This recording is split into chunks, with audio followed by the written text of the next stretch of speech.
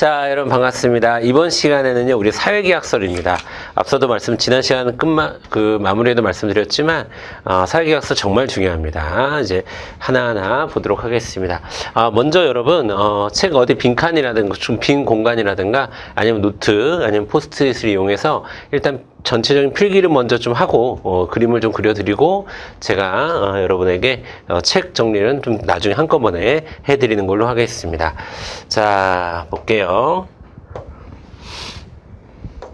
자, 먼저 여러분 사회계약서이라고 하는 거는요.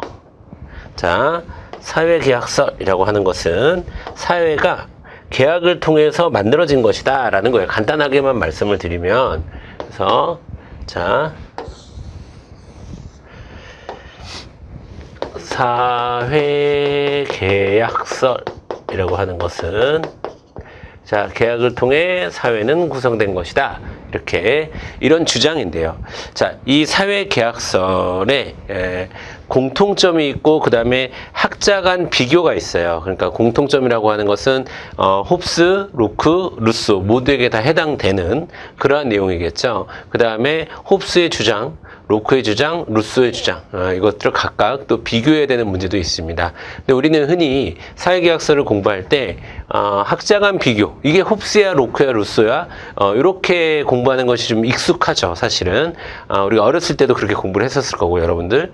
자, 근데 저는 개인적으로 물론 홉스, 로크, 루소 구별하는 거 정말 중요하지만 전체적인 흐름 속에서 사회계약서를 갖는 의미, 홉스, 로크, 루소를 다 포괄하는 공통점이 굉장히 중요하다라고 생각을 하고 있습니다. 그리고 실제 시험에서도 그 부분이 많이 이제 등장을 하게 됩니다. 자, 먼저 사회계약서는요, 기존의 사람들의 생각을 완전히 바꾸는 근대라고 하는 새로운 시대를 연 아주 획기적인 혁명적인 사상이라고 볼 수가 있습니다.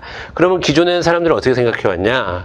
자, 유럽을 중심으로 말씀을 드리는 거예요. 기존의 사람들은 신이 있고, 자, 그 신으로부터 왕이 권력을 부여받고, 그 왕이 백성들을 다스린다라고, 뭐라고 쓸까요? 민이라고 쓸게요, 한자로. 백성들을 다스린다. 자, 이런 구조로 세상을 인식해 왔습니다.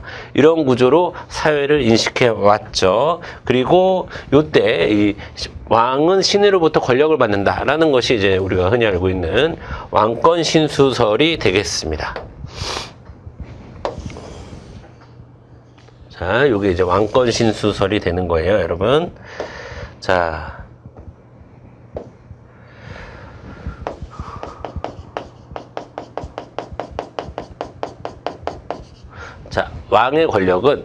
왕의 권력은 신으로부터 받는다라는 뜻입니다. 아시겠죠? 그걸 왕권 신수설이라고 얘기합니다. 이렇게 사람들이 생각을 하고 있었는데, 자, 사회계약서는 즉 홉스에서부터, 홉스도 마찬가지예요.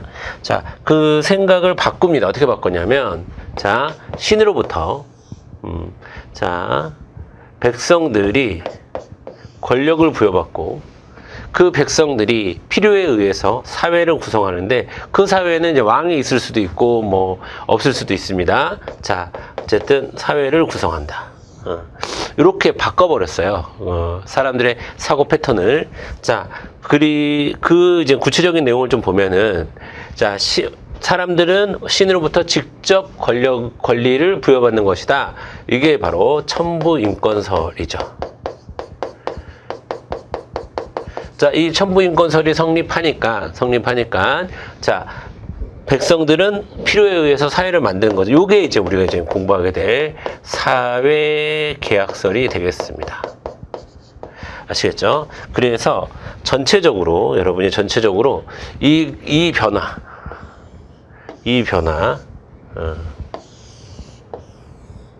자, 왕권 신수설에서 천부인권설로 또는 사회계약설로 넘어오는 이 변화의 가운데 뭐가 존재한다? 사회계약설이 존재한다라는 것을 일단 담아 두셔야 되겠습니다.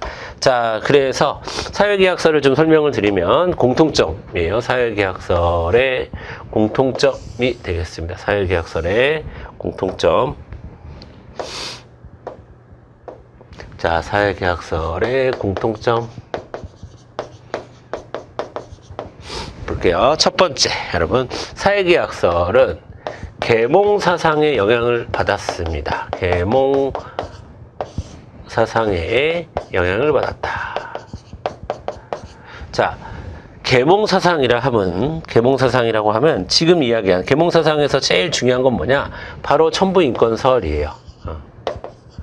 그러면 모든 사회계약은 첨부인권설의 기초에서 만들어진 겁니다. 요것처럼. 그쵸? 계몽사상의 영향을 받았다. 그리고 이 계몽사상의 영향을 받아서 사회계약설이 만들어졌잖아요. 자, 계몽사상의 영향을 받았고 또 영향을 받아 만들어졌으며 또 거꾸로 사회계약설은 제가 여러분 이렇게 정리해 드릴게요. 이렇게 계몽사상의 영향을 받았고요. 계몽사상의 영향을 받아 뭐가 만들어졌다고? 사회계약설이 만들어졌습니다. 그리고 이 사회계약설의 기초에서 일어난 사건이 바로 시민혁명이 되겠습니다. 아시겠죠? 그러니까 여러분, 혹여라도 시험에 사회계약설은 시민혁명에 영향을 주었다가 맞고요.